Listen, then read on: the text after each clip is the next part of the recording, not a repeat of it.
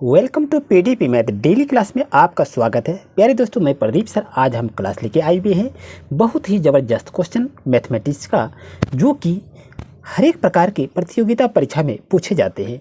और परीक्षा में ऐसे क्वेश्चन को देखने मिलते हैं कि राम ने पटना की एक दुकान से 5 ग्रॉस कलम खरीदा, तो इसे आप दर्जन में कैसे बदलेंगे? क्या 60 दर्जन होगा, 55 दर्जन होगा, या 18 दर्जन होगा, या 61 दर्जन होगा?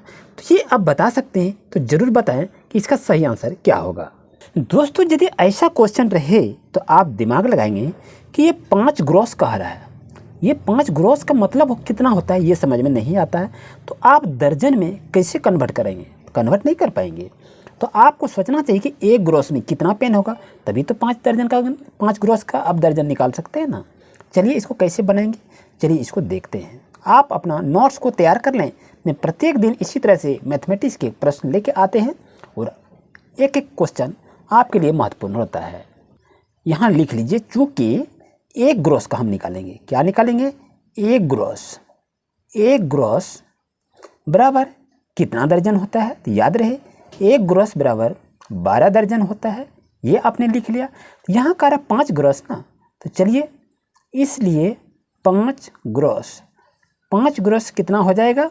तो आप समझ गए। तो 5 गुना 12 कर दीजिए, तो ये क्या होगा? 12 तो 12 पंचे कितना हो गया? 60 हो गया, यानी 60 दर्जन होगा दोस्तों आपका सही आंसर।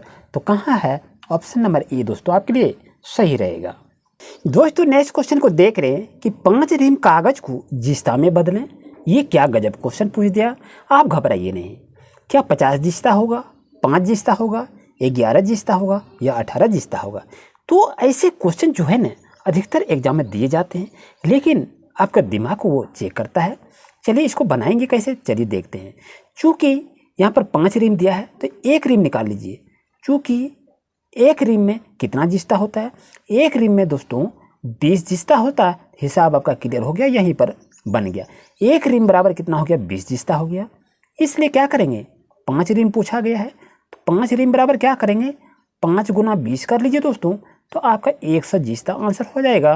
तो ऑप्शन नंबर कहाँ पर है? तो देखा जाए तो ऑप्शन नंबर कहीं भी आपका नहीं है।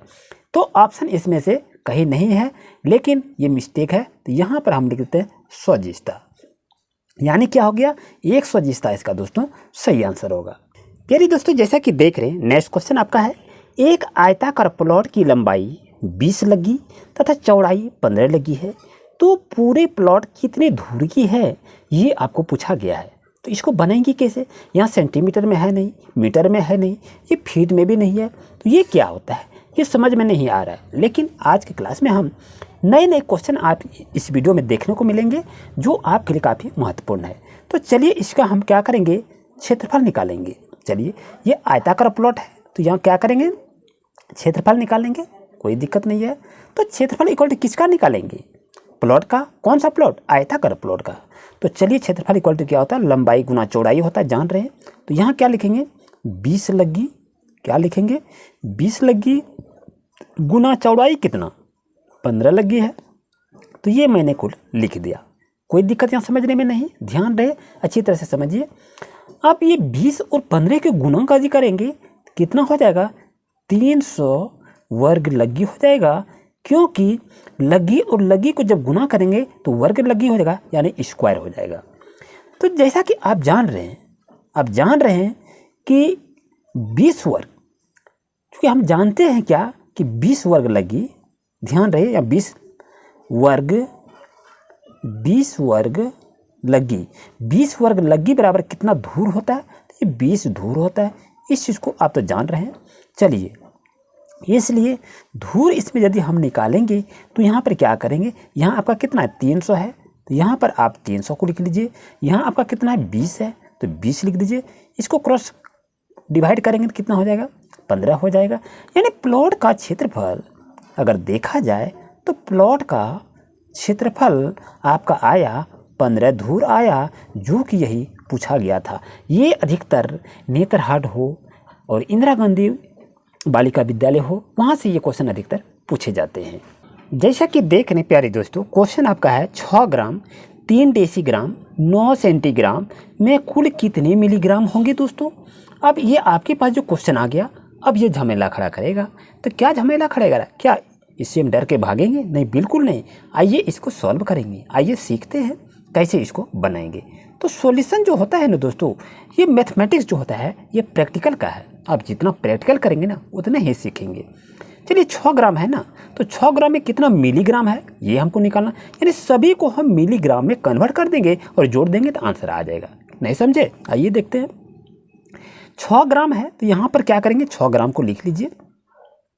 तो 6 ग्राम में पहले 1 ग्राम कितना मिलीग्राम होता है ये तो आप जान रहे हैं। तो 1 ग्राम में आपका 1000 यहाँ पर आप लिख सकते हैं। ये आपका मिलीग्राम में हम कन्वर्ट करेंगे। ये आपको अच्छी तरह से आ गया, यानी क्या 1 ग्राम इतना मिलीग्राम आपका हो गया। अब ये प्लस को लिखेंगे, फिर आपका 3 डेसीग्राम है। तो 3 डेसीग्राम यदि है तो क्या करेंगे, यहाँ 100 मिलीग्राम से इसको कन्वर्ट कर देंगे, इसको यानी गुना कर देंगे 100 मिलीग्राम। अगर इसका विस्तृत वीडियो चाहिए तो कमेंट करें आखिर ये मिलीग्राम में कैसे इसको कन्वर्ट किया जाता है। आगे प्लस का चिन्ह दिए। 9 सेंटीग्राम है, 9 सेंटीग्राम को क्या करेंगे, 9 से गुना करेंगे 10 मिलीग्राम आपका आ जाएगा। यानी सभी को हम क्या किए, इसको मिलीग्राम में कन्वर्ट कर दिए। यानी 6 ग्राम है, यहाँ से हम 1000 मिलीग्राम से इसको करेंगे, यानी 1 ग्राम का निकाले, फिर ये 1 का निकाले, ये 9 का दिया है तो 3 से इस तरह से करके आगे हम बढ़ेंगे। और इसको कैसे बनाएंगे, तो इसको जब देखें, जब इससे गुना करेंगे तो ये कितना हो जाएगा, तो 6000 आपका हो जाएगा दोस्तों। मिलीग्राम को नहीं लिखेंगे, प्लस फिर 100 या 300 हो जाएगा यहाँ पर दोस्तों।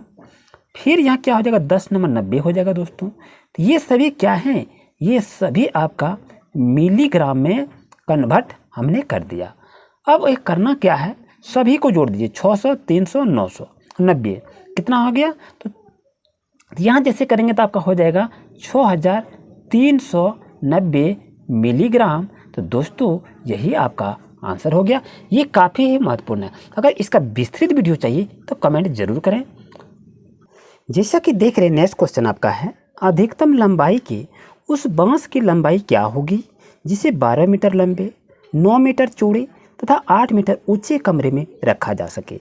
यानी एक कमरा है जिस कमरे की लंबाई आपका देख रहे हैं 12 मीटर है, चौड़ाई 9 मीटर है तथा 8 मीटर ऊंचा है। जैसा कि देख रहे हैं, आपके पास अभिष्ट लंबाई निकालेंगे तो लंबाई प्लस चौड़ाई प्लस ऊंचाई, ये वर्ग का आ गया, इसमें वर्गाकार है। तो हम यदि इस पर देखें तो लंबाई मेरा कितना है, तो 12 मीटर का है। तो मैंने क्या करें, 12 मीटर पर हम स्क्वायर कर दिए। और चौड़ाई कितना है, तो 9 मीटर चौड़ाई है, तो 9 को क्या करेंगे, स्क्वायर कर देंगे। और ऊंचाई कितनी है, 8 मीटर है दोस्तों, तो 8 को मैंने स्क्वायर कर दिया। अब यह रूट अंडर इसको ओवर कर देंगे इसमें से। अब यहाँ यदि देखें तो 12 का यदि हम स्क्वायर करेंगे, 12 गुना 12 करेंगे तो कितना होगा, 144 होगा दोस्तों। 9 पर स्क्वायर है तो 9 नमा कितना होगा, 81 होगा दोस्तों। 8 का स्क्वायर करेंगे तो 88 कितना होगा दोस्तों, 64 होगा। अब यहाँ से यदि हम बात करें तो सभी को हम जोड़ें, 144 81 और 64 को जोड़ेंगे तो दोस्तों होगा कितना, 289 होगा दोस्तों। और यहाँ से यदि देखें तो 289 का वर्गमूल निकालेंगे तो कितना होगा, तो 17 होगा दोस्तों। तो इसका सही आंसर होगा 17 मीटर।